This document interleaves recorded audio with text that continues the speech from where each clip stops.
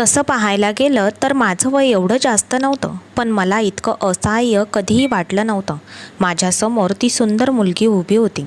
मी तिच्यापेक्षा सुंदर मुलगी अजून पाहिलेलीच नव्हती. माझ्या तोंडून ती गोष्ट बाहेर पडली, जी कदाचित मी कधीही बोललो नसतो. मी तिला खुणावले आणि आनंदाची गोष्ट म्हणजे तिला माझा हेतू कळला होता. आता ती माझ्या समोर होती. या खोलीत आम्ही दोघे एकटेच होतो. आजूबाजूला कोणीच नव्हते.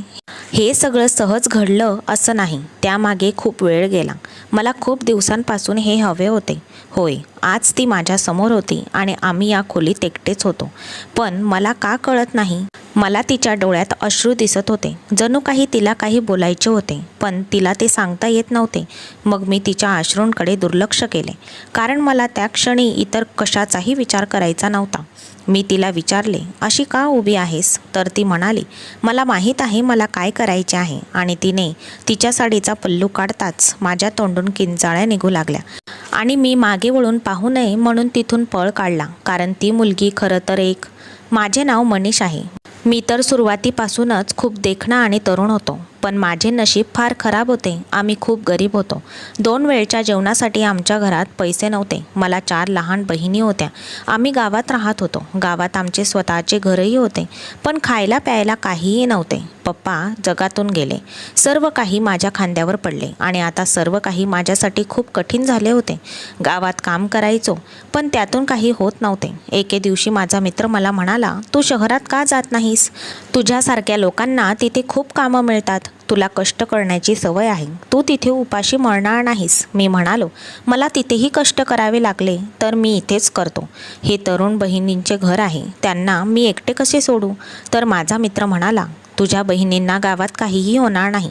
आपले गावकरी वाईट नाहीत, पण म्हणूनच मी तुला तिथे जाऊन कठोर परिश्रम करण्यास सांगत नाही. तिथे मी एक व्यक्तीला ओळखतो. तो तुझ्या नोकरीचे काम एखाद्या श्रीमंत माणसाच्या हाताखाली करून देईल. हे जे मोठ्या बंगल्यात राहणारे लोक असतात ना, त्यांना घरातील छोटे मोठे कामं करण्यासाठी लोकांची गरज असते आणि त्या कामासाठी ते खूप जास्तही पैसे देतात. इतके पैसे कोणाला कार्यालयात किंवा कंपनीत काम करूनही मिळत नसतील. तो स्वतःही अशाच शहरात गेला होता. तो म्हणाला, मी तुला त्याचा नंबर आणि पत्ता सांगतो. तू तिथे जाताच त्याला भेट आणि त्याला माझ्याबद्दल सांग. तो तुला कुठेतरी नोकरी नक्कीच लावून देईल. माझ्या मित्राने माझी अडचण सोपी केली होती. मी ताबडतोब शहरात जायचे ठरवले. आई म्हणाली, बेटा आम्ही तुझ्याशिवाय कसे जगू? तर मी म्हणालो की तुम्ही माझ्याशिवाय जगू शकतात, पण पैशाशिवाय कोणीही जगू शकत नाही आणि मी आता पैसे कमवणार आहे. माझ्या आईनेही मला आशीर्वाद दिला आणि मी निघालो. तरीही माझ्या मनात ही भावना होती की माझे नशीब इतक्या लवकर बदलणार नाही. मला शहरात थोड्या वेळ लागणारच होता. पण त्या माणसाने जाताच माझे काम करून दिले. तो म्हणाला, तुला गाडी चालवता येते का? मी म्हणालो, हो. त्यांनी मला एका मोठ्या बंगल्यावर ड्रायव्हर म्हणून कामावर ठेवले. बंगल्याच्या बाजूला एक छोटीशी खोली होती. तो म्हणाला, तुला इथेच राहावे लागेल आणि जेव्हा कधी त्याच्या छोट्या मालकिनीला बाहेर कुठेतरी जायचे असेल तेव्हा तिला घेऊन जावं लागेल. ड्रायव्हिंग सोबतच तू बॉडीगार्ड म्हणूनही काम करशील. त्यांचीही काळजी तुला घ्यावी लागेल. आता मी शहरात येऊन 4 दिवसही झाले नव्हते की एवढी चांगली नोकरी, राहण्याची खाण्यापिण्याची सोय झाली होती. मग मला काय अडचण येऊ शकते? मी म्हणालो, हो ठीक आहे, मी काम करेन. त्यातल्या त्यात पगारही चांगला होता. माझा मित्र बरोबर बोलत होता. गावात काम करून मला इतके पैसे कधीही मिळाले नसते आणि इथे कसले काम? मला फक्त AC गाडी चालवायची होती. दुसऱ्या दिवशी सकाळीच छोटी मालकीण बाहेर आली. ती येऊन गाडीत बसली. मी तिला नमस्कार केला. मला त्यांच्याशी जास्त बोलू नकोस असे सांगण्यात आले होते, पण तिला पाहून माझे तोंड उघडेच राहिले. इतकी सुंदर मुलगी मी याआधी कधीही पाहिली नव्हती. गावातल्या मुलींपेक्षा शहरातल्या मुली जास्त सुंदर असतात, मी असं ऐकलं होतं. पण या गोष्टीवर माझा कधीही विश्वास बसला नाही, कारण माझ्या स्वतःच्या बहिणी पण गावातीलच होते. पण देवाच्या कृपेने त्या सगळ्या दुधासारख्या गोऱ्या आणि सुंदर होत्या. पण ही मुलगी केवळ सुंदरच नव्हती, तर खूप मनमोहकही होती. तिच्याकडे पाहून असे वाटायचे की माणसाने नजरच हटवायला नको. तिने मला विचारले, काय झालं? कुठे हरवलास तू? तर मी कसा तरी शुद्धीवर आलो आणि म्हणालो, नाही छोटी मालकीण, असंच कुठेतरी हरवलो होतो. तिला बाजारात जायचे होते. मी तिला बाजारात नेले. आरशात पुन्हा पुन्हा माझी नजर तिच्याकडे पडत होती, पण मला स्वतःवर नियंत्रण ठेवायचे होते. या माणसाची दृष्टी खूप वाईट आहे असे म्हणून मला नोकरीवरून काढून देऊन टाकले तर, म्हणून मी स्वतःवर नियंत्रण ठेवले. याचा अर्थ या कुटुंबातील धाकटी मुलगी असल्यामुळे सगळे तिला छोटी मालकीण म्हणत असायचे आणि तिचे वडील खूप श्रीमंत होते. मी घरातल्या आत जाऊ शकत नव्हतो, पण घर खूप मोठं होतं, अगदी वाड्यासारखं. मलाही माझ्या बहिणी आणि आईंसाठी असेच घर बांधायचे होते. एवढ्या स्वच्छ घरात कुणाला राहावंसं वाटणार नाही. असं म्हटलं जातं की जर तुम्ही एखाद्या पुरुषासोबत कुठेतरी जात असाल तर त्याच्याशी बोलू नका. एके दिवशी पहाटेच ती माझ्याकडे आली आणि मला म्हणाली, कुठेतरी जायचं आहे, आणि त्यानंतर संपूर्ण मार्गात ती माझ्याशी बोललीच नाही. मला तिच्याशी बोलायचं होतं, तिचा आवाज ऐकायचा होता, तिच्याकडे पाहण्यासाठी निमित्त मिळवायचं होतं, पण तिने तसं केलं नाही. ती दर 2-3 दिवसांनी बाजारात जायची, वेड्यासारखी खरेदी करायची, खूप जास्त पैसे खर्च करून इतक्या वस्तू विकत घ्यायची की मला आश्चर्य वाटायचे. शेवटी एका स्त्रीला रोज एकच जोड कपडे घालावे लागतात, पण तिने ज्या पद्धतीने सामान नेले त्यावरून 2 तासांनी ती जोड बदलल्यासारखे वाटायचे आणि मग ती जुने कपडे पुन्हा घालत नव्हती आणि फेकून देत होती. पण एक गोष्ट खूप चांगली होती की तिला वाटेत कोणी गरीब दिसला तर ती त्याला नक्कीच काही पैसे द्यायची आणि माझ्या पगाराव्यतिरिक्त ती मलाही काही पैसे द्यायची. ती म्हणायची, तुझ्याजवळ ठेव. ती मुलगी होती पण अनेकदा साडी नेसायची आणि खूप छान दिसायची. हिवाळा असल्याने ती एक शाल पांघरायची. ती खूप छान आणि संस्कारी मुलगी होती. असं म्हणतात की माणूस ज्याला स्वतःपेक्षा चांगला समजतो त्याच्यावर प्रेम करतो, आणि ही मुलगी माझ्यापेक्षा चांगली होती. ती सुंदर होती, श्रीमंत होती आणि तिचे मनही खूप चांगले होते. म्हणूनच मग मी तिच्या प्रेमात का पडू नये. पण मी तिचा नोकर होतो हे मी कसे विसरायचे. तरीही मी तिच्या प्रेमात पडलो. विचित्र गोष्ट म्हणजे 2 आठवडे मला तिचे नावही माहीत नव्हते. मी तिला फक्त छोटी मालकीण म्हणायचो. मग मला तिचं नाव कळलं. तिचं नाव सीता होतं. ती अगदी सीतेसारखीच दिसत होती. ती सुंदर आणि सुसंस्कृत होती. मला पण माहीत नव्हते की अशा मुली शहरातही राहतात. मला वाटले की शहरातल्या मुली अशा नसतात, पण जे चांगले असते ते नेहमीच चांगले असते. ती व्यक्ती खेडेगावात, शहरात राहो किंवा परदेशात, तरी काही एक फरक पडत नाही. ज्याला त्यांचे संस्कार, चालीरीती समजतात तो सर्वत्र चांगला माणूस असतो, आणि सीता ही अशीच होती. मी तिच्या प्रेमात पडलो होतो आणि मनात एक आशेचा दिवा जळत होता की कदाचित तिला देखील मी आवडू लागेल आणि कसे तरी आमचं जमेलही.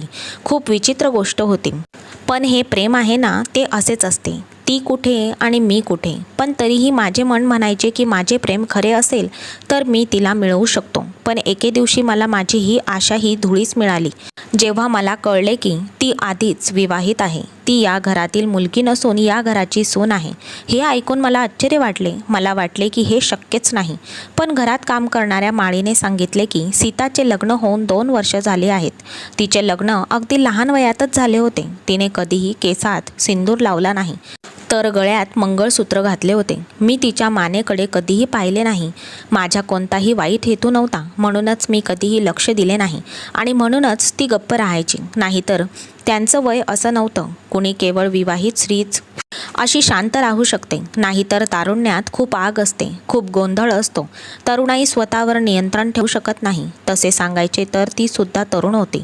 पण एका स्त्रीचे लग्न झाल्यावर स्त्रीची विचारसरणी बदलते. माझे हृदय तुटले होते. ती तर आधीच विवाहित होती, याचा अर्थ मला संधी नव्हती. पण जेव्हा मला हे कळले तेव्हा माझ्या डोळ्यात पाणी आले होते. याचा अर्थ मी तिच्या प्रेमात पडलो होतो. त्यामुळेच तिचे प्रेम माझ्या डोळ्यातून अश्रूच्या रूपात टपकत होते. कारण तिचे आधीच लग्न झाले आहे हे माझ्यासाठी वाईटच होते. मी विचार करू लागलो की तिच्याशी लग्न करणारी भाग्यवान व्यक्ती कोण असेल. मला त्याला भेटायचे होते. पण विचित्र गोष्ट म्हणजे या घरात मला फक्त महिलाच दिसल्या होत्या. एक म्हातारी बाई होती, ती सुद्धा कधी कधी बाहेर जायची, आणि एक होती ती मालकीण सीता. याशिवाय एक माणूस होता, पण तो घरातला माणूस नव्हता. तो बटलर होता. तो माझ्यासह घरातील माळी आणि इतर नोकरांसह सर्वांची कामे करून घेत असे. तो म्हणायचा की या घरात नोकर जास्त आणि कामं कमी आहेत आणि लोकही कमी आहेत. मी माळीला विचारले की तिचा नवरा कोण आहे आणि त्याचे नाव काय आहे, तर तो म्हणाला त्याचे नाव विक्रम आहे. मला वाटले की नाव फिल्मी आहे. तो माणूससुद्धा तसाच देखणा असेल, आणि मग सीता जितकी सुंदर आहे तितकाच तो पुरुष तिच्या बरोबरीचा देखणा असेल, उंच आणि चौडा असेल. पण मला फारसे माहीत नव्हते की आणखी एक रहस्य उघड होणार आहे, जे या गुपितापेक्षाही विचित्र होते. सीताचा नवरा सामान्य माणूस नव्हता. तो तरुण देखणा माणूस नव्हता, तर 60 वर्षाचा म्हातारा होता. हे जाणून मला आश्चर्य वाटले. हे जाणून मला धक्काच बसला. मी म्हणालो, नाही नाही, हे होऊ शकत नाही. तुम्ही लोक मजाक करत आहात. मग ते म्हणाले की मजाक तर सीतासोबत झाला आहे, पण असे का झाले ते मला माहीत नाही. परंतु तिचा नवरा 60 वर्षाचा आहे आणि ती स्वतः 19-20 वर्षाचीही नाही. 40 वर्षाचा फरक आहे. तो तिच्या आजोबांच्या वयाचा आहे. मी म्हणालो की एवढा अत्याचार झाला या मुलीवर, तेव्हा कोणीही थांबवले नाही. तेव्हा नोकरांनी सांगितले की आम्हाला ते काहीच माहीत नाही, पण हा विवाह तिच्या वडिलांच्या इच्छेनुसार झाला आणि सीता या लग्नाने अजिबात आनंदी नव्हती. लग्नाच्या सुरुवातीला तिने स्वतःला घरात कोंडून ठेवले होते. ना कुठे येत होती ना कुठे जात होती. पुन्हा पुन्हा तिची तब्येत बिघडत असायची आणि रोज कुठला ना कुठला डॉक्टर यायचा. पण तुला कामावर ठेवल्यापासून ती बाहेर जाऊ लागले आहे, कारण डॉक्टरांनी तिला सांगितले आहे की जर ती घरी बसून रडत राहिली तर तिला काही गंभीर आजार होईल. त्यामुळेच कदाचित ती बाहेर पडून भरपूर शॉपिंग करते, कारण तिने आपले सर्व लक्ष शॉपिंगवर केंद्रित केले आहे. म्हाताऱ्याकडे खूप पैसा आहे, पण दुसरे काहीही नाही. तो या मुलीसोबत चांगलं आयुष्य कसं जगणार? तू स्वतःच विचार कर. एक म्हातारा माणूस आणि तरुण 19 वर्षाच्या मुलीचा काय संबंध? तिच्या वडिलांनी नक्कीच पैसे खाल्ले आहेत, आपल्या मुलीला विकले आहे. हे सर्व का घडले हे आम्हाला माहीत नाही, परंतु हे घडले आहे. आता माझं लक्ष दुसरीकडे जाऊ लागलं. काय करायचे ते मी ठरवले होते. म्हणजेच या लग्नाने सीता खुश नव्हती आणि तो म्हातारा या जगात किती काळ जगणार आहे? देवाने माझे वाईट केले नव्हते. त्याने माझ्यासाठी चोर मार्ग तयार केला होता, ज्या मार्गाने मी थेट सीतापर्यंत पोहोचू शकत होतो. पण त्याआधी मला तिच्या हृदयात काय आहे हे शोधून काढायचे होते, जेणेकरून मी तिला माझ्याकडे करू शकेन, कारण ती सुद्धा यातना आणि दुःखात होती आणि अशा परिस्थितीत मी तिच्या दुःखाचा आणि त्रासाचा फायदा घेऊ शकत होतो. माझा हेतू वाईट नव्हता. कदाचित माझ्या पद्धतीही वाईट असू शकतील, पण मी आणखी काय करू शकतो? मी देखील एक पुरुष होतो आणि माझ्या बहिणींमध्ये सर्वात मोठा होतो. पण आत्तापर्यंत माझे लग्न झाले नाही, कारण माझी आई म्हणायची की आधी तुझ्या बहिणींचे लग्न कर, मग मी तुझे लग्न लावून देईल. आणि माझ्या बहिणींच्या लग्नासाठी हुंडा आवश्यक होता, जो माझ्याकडे नव्हता. त्यामुळेच मला काम करून पैसे जमा करायचे होते. याचा अर्थ असा की मला संधी होती, पण टाळी एका हाताने वाजवता येत नाही. मला सीतेचे मन जिंकायचे होते आणि मी हे कसे करू शकतो हे मला समजत नव्हते. ती खूप गप्प असायची, कोणाशी बोलायची नाही. ती माझ्याशीही कधी बोलली नाही. पण असं म्हणतात की जर तुम्ही कोणाचा जीव वाचवला तर त्याचं उरलेलं आयुष्य हे तुमचं बनतं. मी तिला माझ्या उपकाराचा ऋणी बनवायचे होते. मला ते करायचं होतं. मला तिला कळवायचं होतं की मी तिच्यासाठी माझा जीव धोक्यात टाकला आहे. पण मी हिरो नव्हतो. एके दिवशी मी एका सेवकाला म्हणालो की तुला मला मदत करावी लागेल. साहजिकच एवढं मोठं काम करायचं असेल तर कोणाला तरी माझा राजदार बनवावं लागेल. हा सेवक खूप लोभी होता.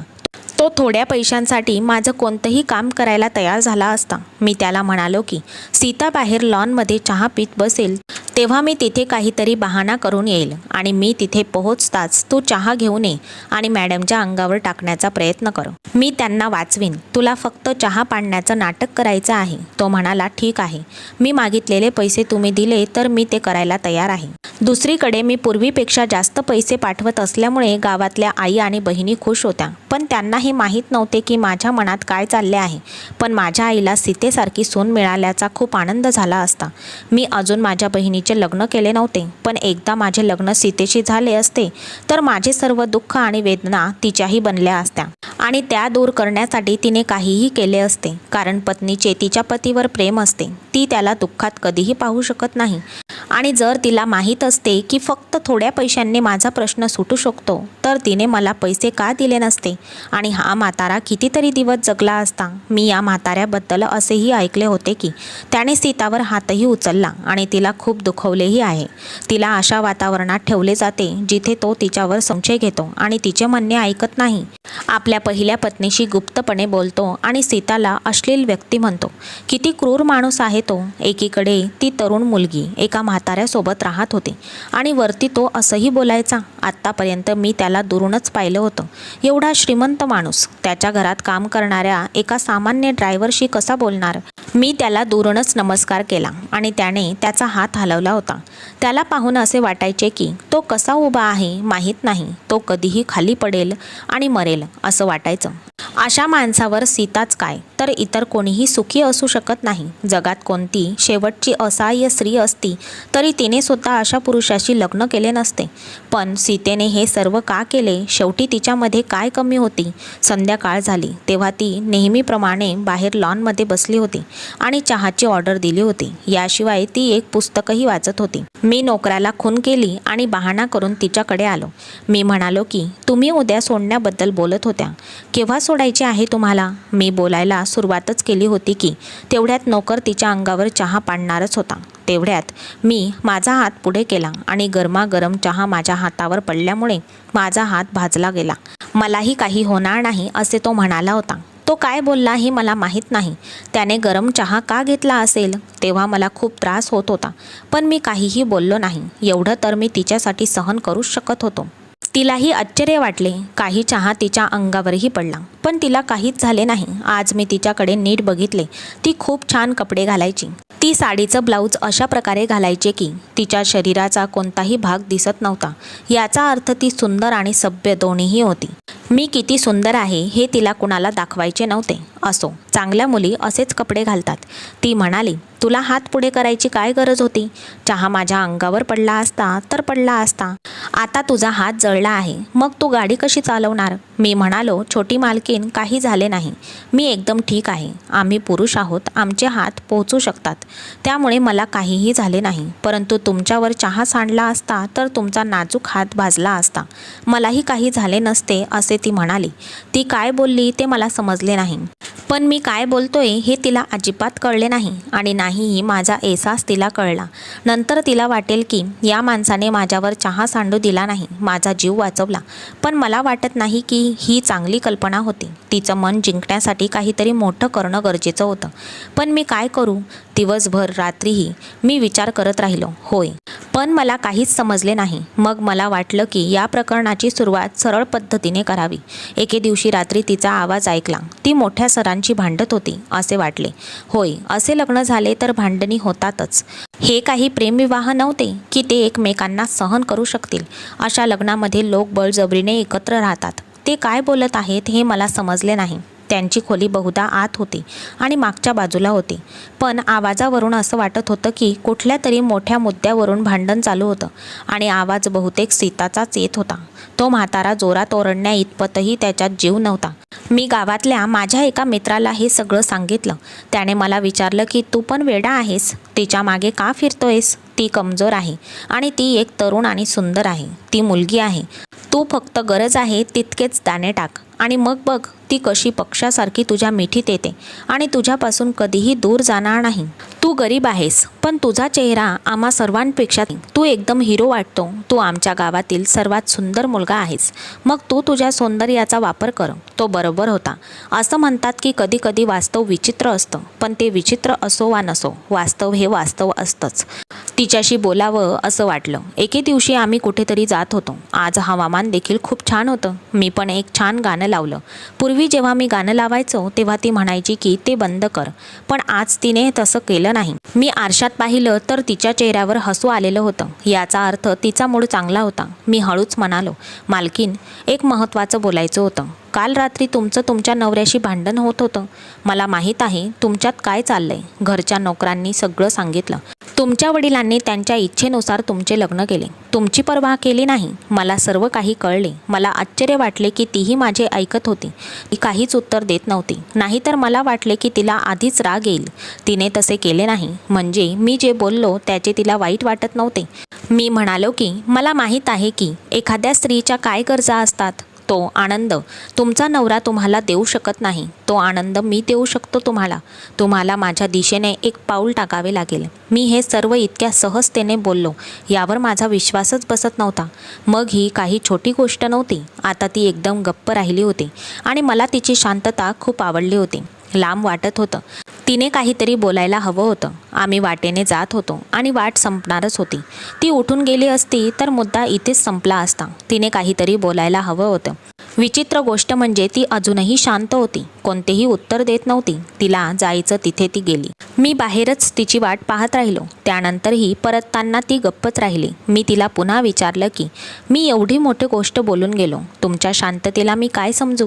तुम्ही मला नोकरीवरून काढून देणार का? तसे असेल तर मी हे प्रकरण माझ्या मनातून काढून टाकेल. मला नोकरीवरून काढू नका. माझ्या तरुण बहिणी आहेत, मला त्यांचे लग्न करायचे आहे आणि मी खूप गरीब माणूस आहे. मी तुमच्या प्रेमात पडलो. माझ्या मनात जे होते ते मी माझ्या जिभेवर आणले. प्रेम हे असेच असते. प्रेम करणे पाप आहे का? तुम्ही खूप सुंदर आहात. तुमचा नवरा तुमच्यासाठी पात्र नाही हे लहान मूलसुद्धा सांगू शकते आणि मी तुम्हाला अनेकदा भांडताना ऐकले आहे. जर हे असे काही असेल तर मी तुमचा हात धरायला तयार आहे. मी वाईट माणूस नाही. आता तिने आपले तोंड उघडले आणि म्हणाली, मला माहीत आहे की तू वाईट माणूस नाहीस. तू वाईट माणूस असतास तर हीच गोष्ट दुसऱ्या कोणत्या पद्धतीने सांगितली असतीस, नाहीतर ही गोष्ट बोललाच नसतास.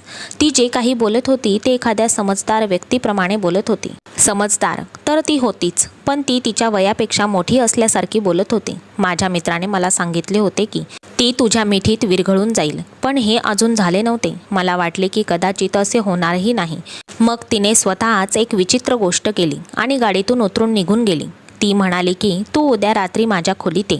काही मनात आणू नकोस. माझा नवरा घरी नाही राहणार. मी माझ्या खोलीत पूर्णपणे एकटीच असेल. रात्री 10 वाजता माझ्या खोलीत ये आणि तुला तुझ्या प्रश्नाचे उत्तर मिळेल. मी कोणाला काहीही सांगणार नाही आणि तुला कोणतेही नुकसान होणार नाही, असे बोलून ती निघून गेली आणि मी जवळजवळ आनंदाने वेडा झालो होतो. कारण श्रीच्या बाजूने हा हिरवा सिग्नल आहे हे मला माहीत होते आणि मला हिरवा सिग्नल मिळाला होता. माझा मित्र बरोबर होता. मी अशा गोष्टी करून वेळ वाया घालवत राहिलो. आता मी रात्री 10 वाजेची वाट पाहत होतो. मी माझे चांगले कपडे घातले. ती बरोबर सांगत होती.